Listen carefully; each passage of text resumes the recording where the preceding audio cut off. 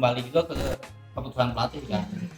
Yang pasti sih secara aturan si Martin Paes sudah bisa main lawan Australia, cuman masalah dimainkan apa enggak itu kan hak dari Rumah tangga isu yang lagi rame. rumah tangga Ramadan Sananta diguncang isu perselingkuhan. Jalan-jalan ke Jakarta beli bawang, asik. Balik lagi bersama gue Saskia di Anak Gawang. Sebelum jauh-jauh kita ngobrolin terkait persiapan timnas dan lain-lainnya, gue mau nanya terkait kabarnya Bang Jo dan Bang Ikin gimana? Alhamdulillah sehat setelah melihat ramai-ramai di medsos. Apa tuh? Wasit tetap Rame-rame waras. apa tuh?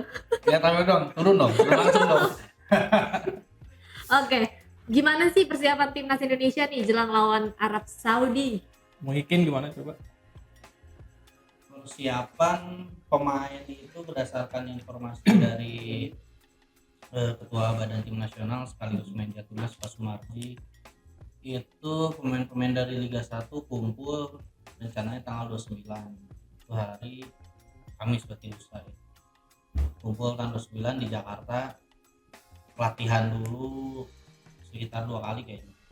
Latihan 2 kali, terus flight ke Saudi itu tanggal 1 dari Suta.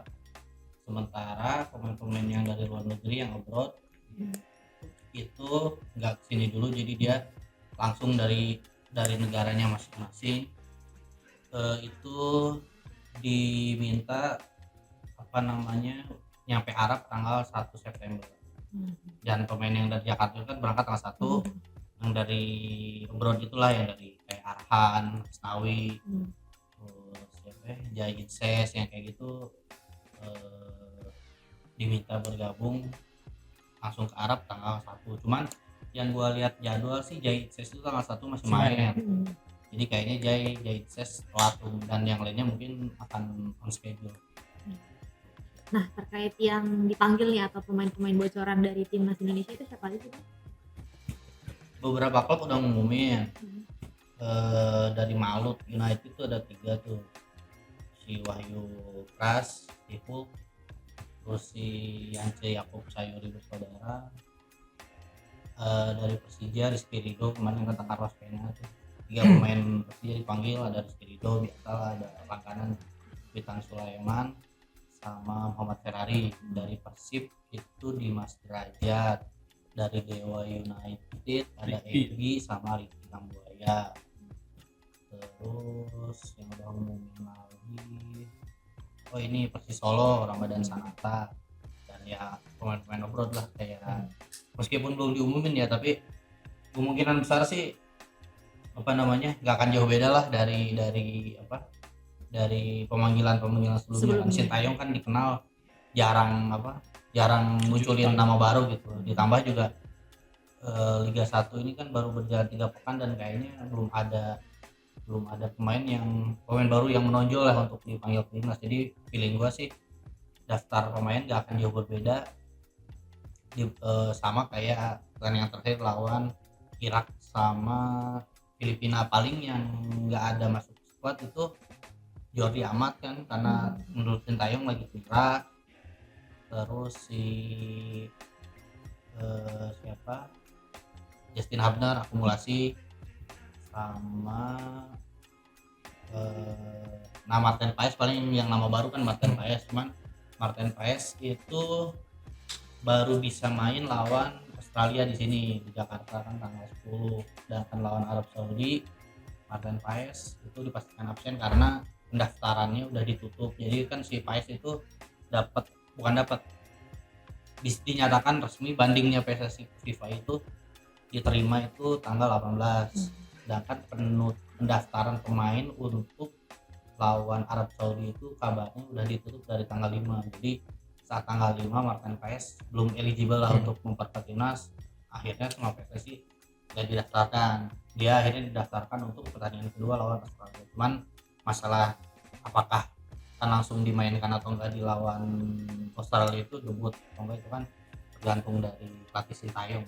Dan mungkin nama baru ya Sananta lah, itu kan dia dilawan, bukan nama baru, maksudnya pemain yang sebelumnya sempat ngilang terus masuk lagi, paling kayak Sananta lah. Sananta kan di pertandingan lawan Irak sama Filipina itu gak dipanggil, gue lupa alasannya waktu itu apa ya, cedera, kalau nggak salah sih cedera ya, cuman ya bisa dikoreksi lagi lah. Dan waktu itu kan diganti sama Malik Rizaldi cuman sekarang justru Malik Rizaldinya yang cedera, dia belum main di 3 pekan Liga 1 ini sama klub barunya tuh sama Persebaya. Dia cedera waktu pramusim, waktu Persebaya dicoba lawan Kediri. Jadi akhirnya Sintayong memutuskan untuk manggil lagi Ramadan. Terkait nama yang lagi rame itu Bang, Pratama Arhan, siapa lagi kalau bukan dia, kira-kira bakal dipanggil nggak nih? Mungkin Bang Jo atau Bang Ikin bisa jawab. Kalau Pratama Arhan ini boleh kita jelasin dikit ini dulu ya, sedikit kasusnya kan di suatu hari yang tenang tiba-tiba jagat media sosial rame. Isu yang berkembang adalah apa rumah tangga Isu yang lagi rame. rumah tangga Ramadan Sananta diguncang isu perselingkuhan yang dilakukan oleh istrinya yang juga selebgram, terus yang berkaitannya juga selebgram juga ya kan, terus yang rame lagi, yang buat kasus itu rame karena ya si mertuanya Arhan karena politikus juga kan. Habis itu ya bola liar lah biasa, terus itu ada yang bilang kalau isu itu adalah buat nutupin kasus yang lebih besar kan, ya teori-teori konspirasi lah dari warganet. Setelah itu sebenarnya isu perselingkuhan kayak gini kan bukan hal yang baru di sepak bola, bahkan sepak bola Indonesia, karena sebelumnya adalah beberapa pemain yang digosipkan dia itu udah punya istrinya 2. Tapi biasanya pemain ini jadi pelaku bukan korban. Kali ini kan si korban. Arhan jadi korban. Kalau di luar juga ada sebenarnya, kayak Kevin De Bruyne itu kan gosipnya pacarnya diambil sama si Thibaut Courtois. Ada lagi Icardi, ingat Icardi sama terus terbesar juga. Jadi menurut gue ini sebenarnya bukan isu yang baru dan bagusnya ditanggapin oleh STY dengan ya biasa aja. Dia bilang dia tetap manggil Arhan, tapi yang sempat buat dia khawatir adalah bukan soal isu perselingkuhan ini, tapi menit bermain dia di Suwon yang belum pernah main mungkin. Main sekali 3 menit yang kartu merah itu. Yang membuat dia ragu sebenarnya itu bukan isu perselingkuhan ini. Jadi ya sebenarnya udah bagus lah timnas bagaimana menanggapi kasus Arhan sekarang. Mungkin Bang Ikin mau nambahin? Ya benar kata Johan ya, apa secara mempengaruhi timnas Indonesia keseluruhan atau enggak sih nggak tahu ya, cuman Sintayong sih bilang Arhan tadi benar kata Johan, Arhan seperti dipanggil. Yang bikin Sintayong khawatir itu kan karena match fitness dia yang mungkin karena main hampir gak pernah ya, dia cuma main 3 menit musim ini lawan Jeju United, itu pun 3 menit itu karena kartu merah. Jadi dia baru main bentar jadi pemain terus kena kartu merah, dan dari situ belum main-main lagi nih sampai sekarang.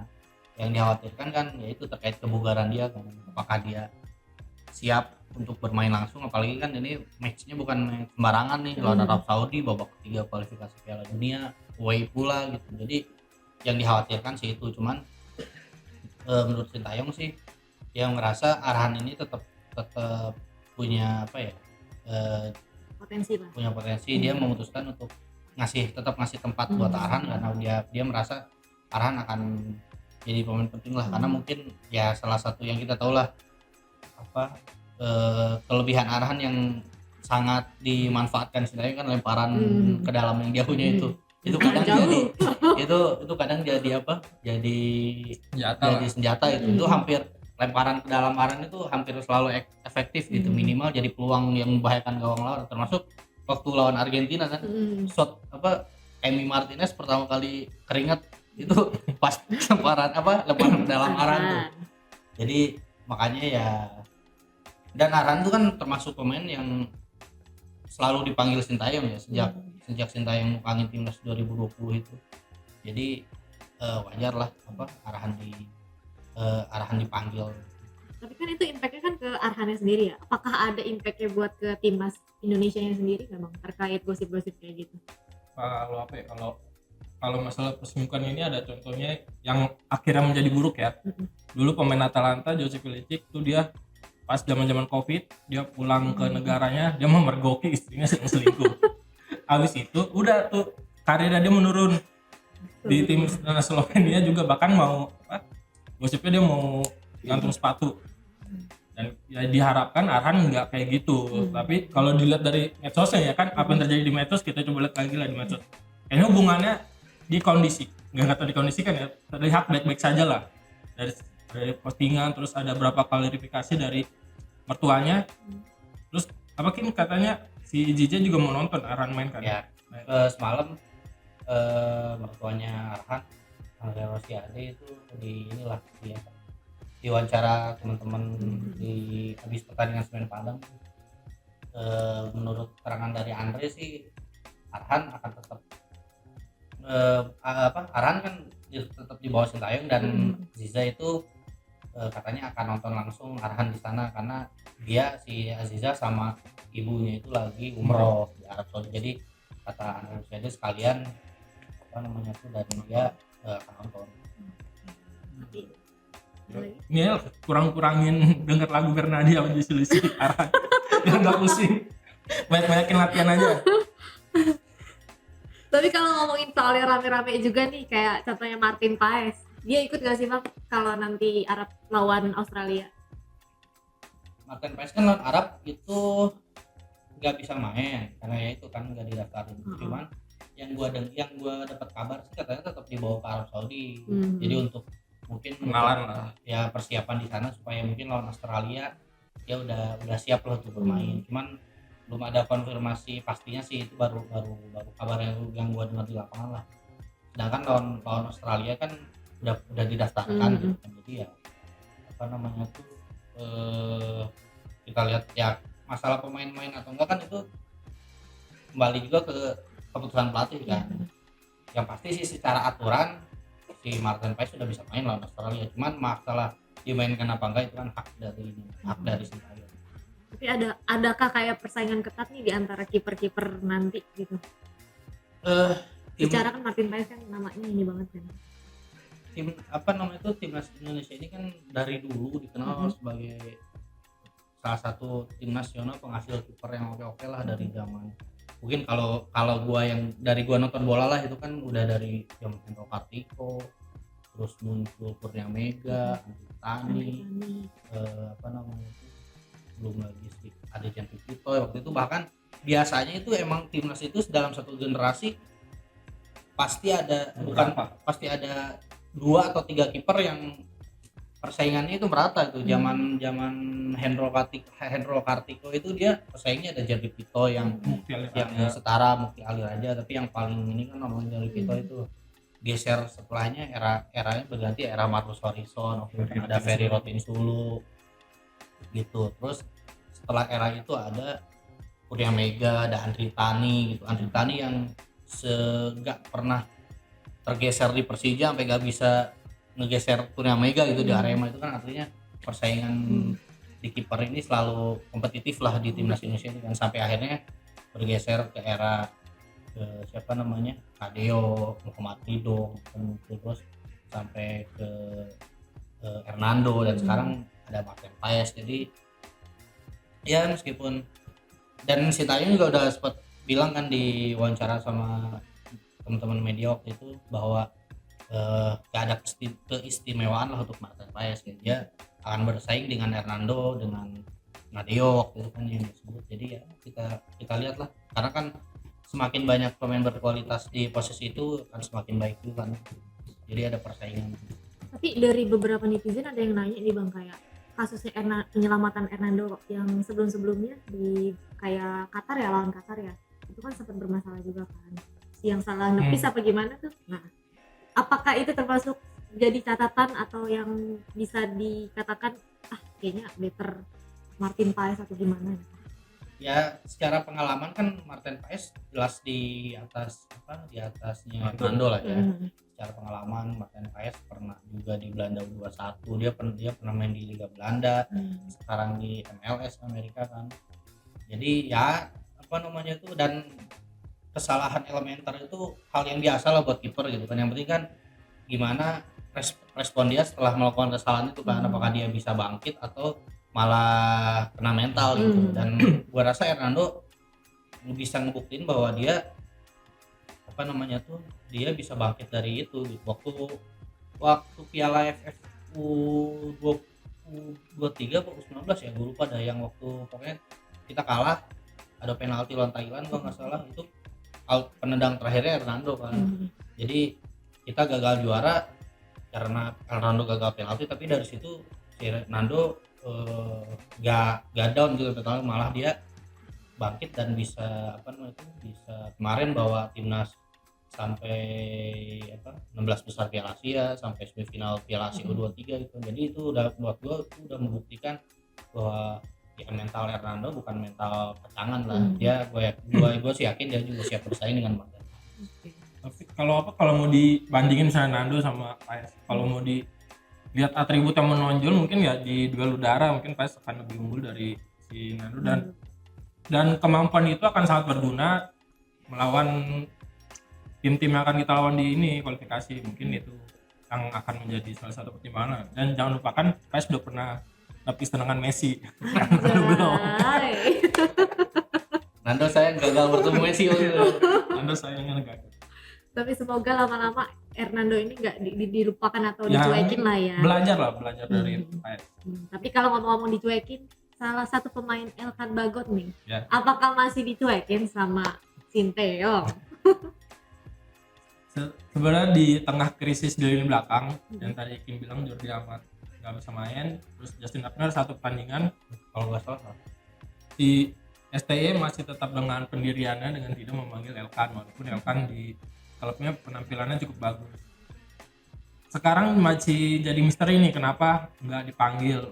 Gosip yang berkembang kan waktu mau dipanggil tapi Elkannya mangkir. Mungkin itu yang membuat STY udah terlanjur sakit hati lah. Kalau kita nyikapinnya ya kita percaya aja sama keputusan STY.